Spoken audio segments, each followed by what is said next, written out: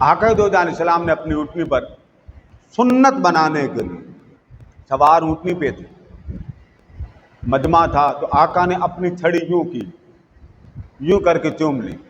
اس کے بعد امت کے لیے سنت بن گئی، کوئی سیدھا نہیں چوم سکتا تو یوں کر کے چوم لے، یہ بھی سنت مصطفیٰ۔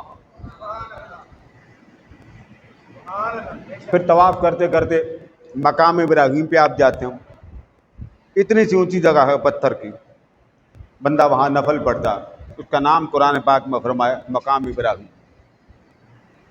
واتخذوا من مقام ابراہیم مصلی۔ ابراہیم علیہ السلام جس مقام پر قدم رکھے تھے اسے جائے نماز بنا دو۔ اب وہ پتھر چھوٹا سا جس پر ابراہیم علیہ السلام نے کعبہ کی تعمیر مکمل کی، اور جب مکمل ہو گئی اس پر کھڑے ہو کر کہا مولا یہ گھر بنا دیا ہے، مزدوری دے دے۔ اللہ پاک نے فرمایا مانگیے، کیا مانگتے ہیں؟ فرمایا مولا تو نے مجھے امت کی نیابت کا تاج عطا کیا، اور تو نے وعدہ کیا کہ میں امت کی نیابت کا تاج تیرے سر پہ رکھتا ہوں۔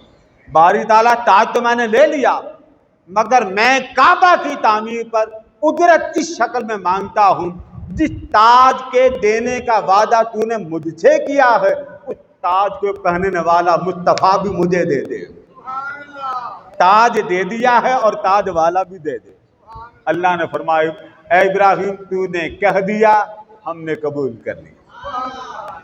کوئی محبوب دیا نہیں کرتا، تو جس پتھر پر کھڑے ہو کر مصطفیٰ مانگے، رب نے اس پتھروں کو بھی کعبے کا حصہ بنا دیا۔ فرمایا حبیب باقی سارے پتھر نکال دے، پر جس پر بیٹھ کر تیرے پردادا نے تجھے مجھ سے مانگا تھا وہ تو ساتھ لگا دے۔ اب وہ پتھر وہاں کعبے کے ساتھ لگا۔